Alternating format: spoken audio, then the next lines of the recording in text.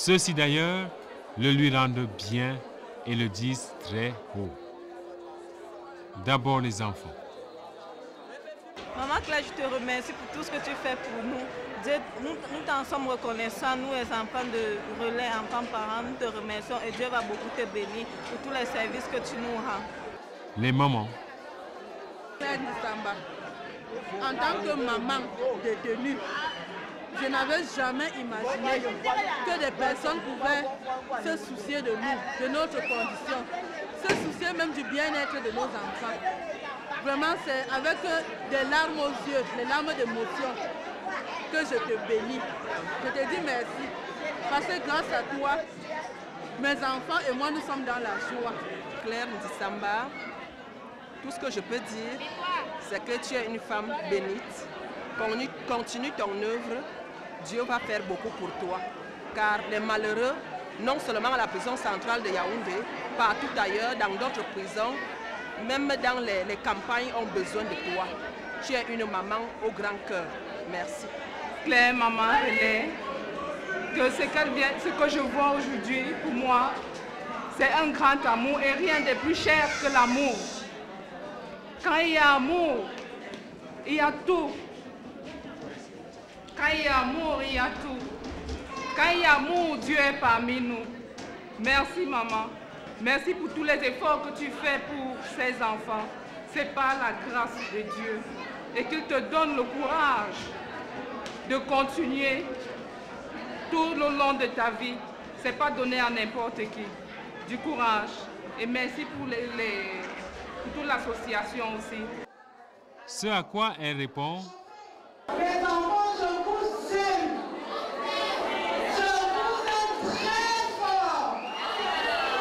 Les mamans, je vous aime. Et j'ai besoin de votre amour.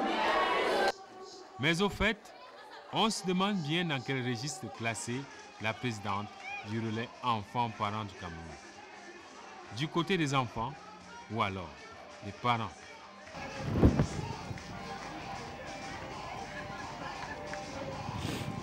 Ça va aller?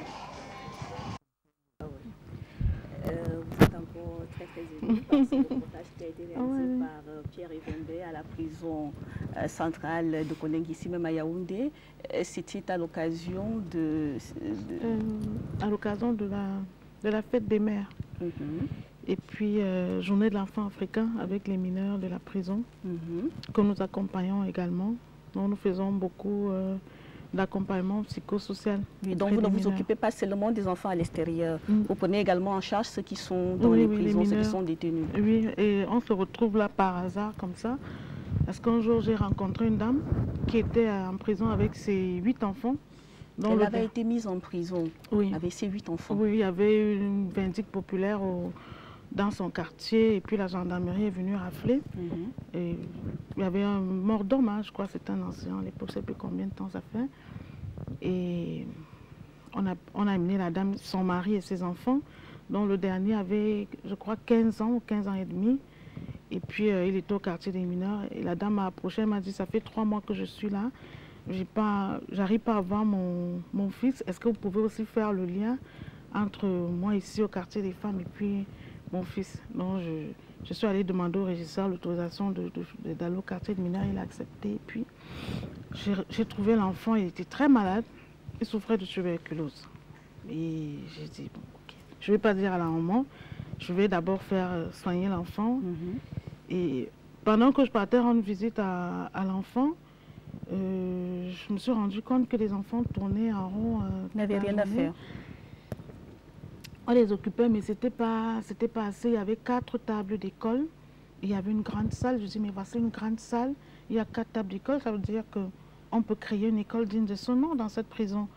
Et je suis allée rencontrer le chef service des affaires, je crois, sociales chargé de la discipline, le CDAC. Il m'a dit, non, on a une école. Je dis, non, ce n'est pas une école. Vous avez près de 200 gamins pour 4 tables. Moi, je vais créer une école. Où je vais, en fait, créer vous allez créer, vous allez les accompagner, vous allez améliorer. J'exagère. Oui. Vraiment, j'exagère. Pas créer. Je vais appuyer vos efforts. Moi, je vais apporter des tables d'école. On va chercher des enseignants, des plègues. Je vais vous donner et des tableaux, vraiment tous les documents pédagogiques.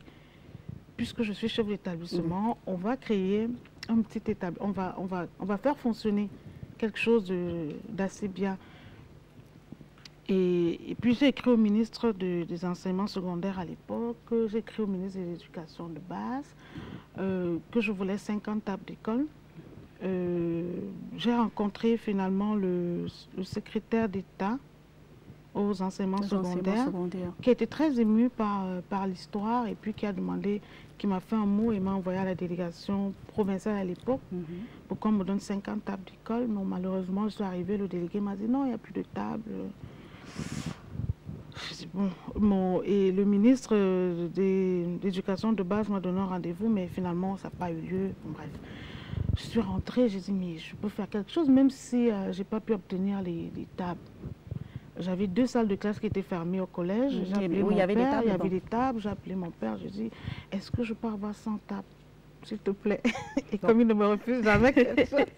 Ce que je vais simplement dire à nos téléspectateurs, c'est que quand Claire dit je vais appeler mon père, le père en question, c'est Joseph Dissamba. J'espère que vous l'avez bien compris et que c'est assez facile comme ça d'avoir des tables bandes. Oui, des collègues, parce que c'est mon patron.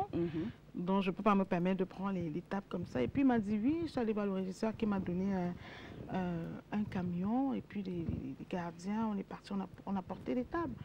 Et j'ai demandé qu'on me recense les professeurs des lycées-collèges qui sont incarcérés, et avec des instituteurs et tout. Le lendemain, quand je reviens, on me présente 22 noms. Je dis, tiens, mais dis donc, on peut faire quelque chose. 22 personnes qualifiées dans cette prison, on va faire quelque chose. Et puis c'est parti comme ça.